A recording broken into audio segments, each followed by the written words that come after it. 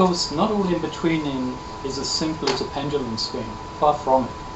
In fact, most animation has significant challenges in it. Here I'm dealing with a horse, or at least the front part of a horse that you'll see elsewhere in the book and in the DVD, where the horse is moving from one position to another, and we have to in-between this. So, first thing to do is check out the chart. The chart here you'll see is going from F1, which is the first drawing, to F7, which is the second drawing, and there are two in-betweens in there. And the breakdown drawing is F3. It's in parentheses, so we know it's the breakdown drawing. So we're going to do F3. We then put the paper on the peg, switch the light box on, and see what the challenge is. So you can see here that we're moving from a head in this position to a head in this position. So what we need to do is work out key points, because we're going to superimpose the head to make it easier. So we want to find key points from one position to the next.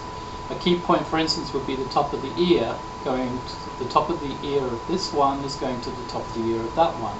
So we'll draw a light line and we'll mark a point that is halfway there, as close as we can get with our visual eye.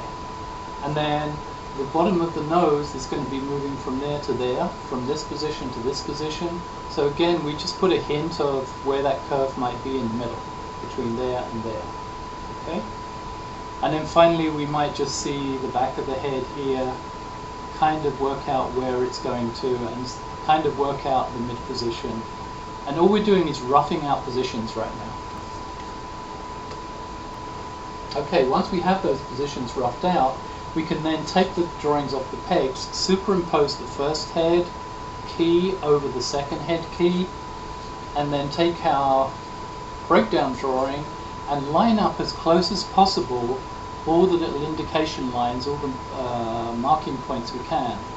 And what I tend to do is, once I've put it in position, and hold it down fast.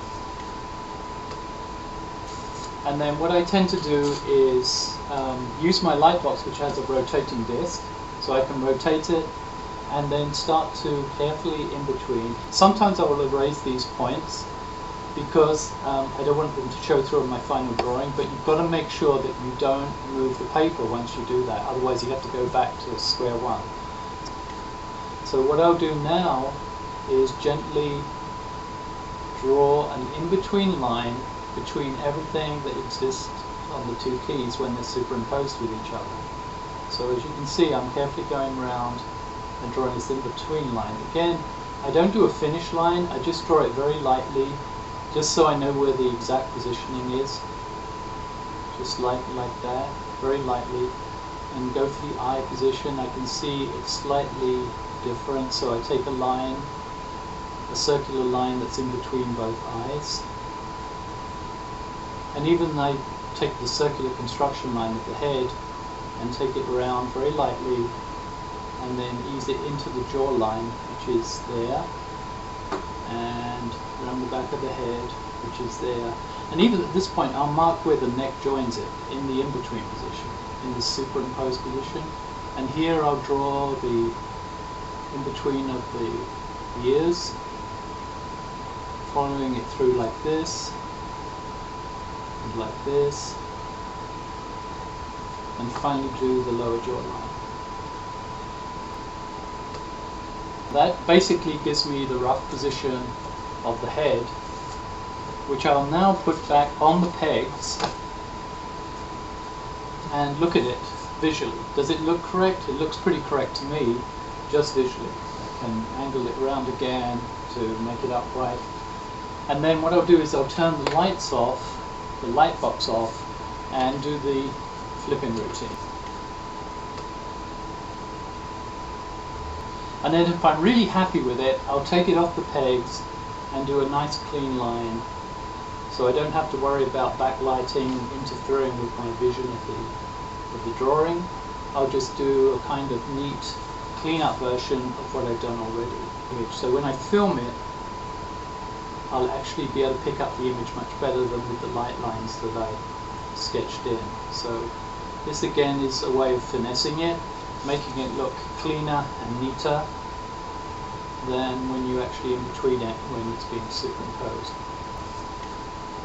So that's a good case for superimposing. Most animators, or at least assistant animators who are doing in-betweening, they probably couldn't live without superimposing. It's a really essential skill because you can't visualize it until you actually superimpose one thing on the other. Just make sure that your reference lines that you set up before you superimpose, make sure they're all accurately positioned.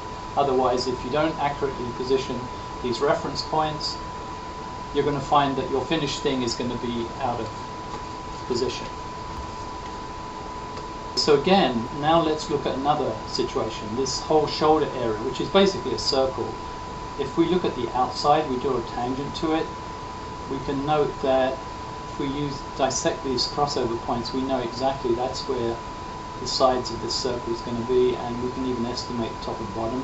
And then again, I would superimpose one over the other like this, and then just line up those points as we detected them and draw in a complete circle.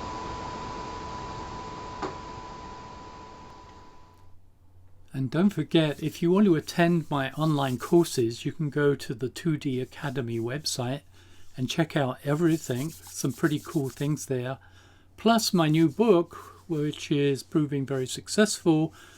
Access the routledge.com website, the publisher's website, where you'll find all the details to obtain that.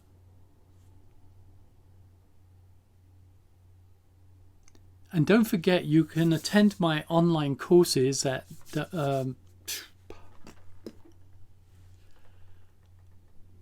And don't forget, you can attend my online courses at the 2D Academy, or read my new book, which is published by Routledge and available worldwide.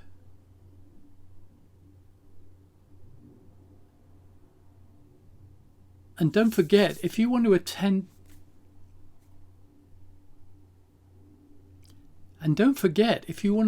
my online courses, you can go to the 2D Academy website and get all the details there.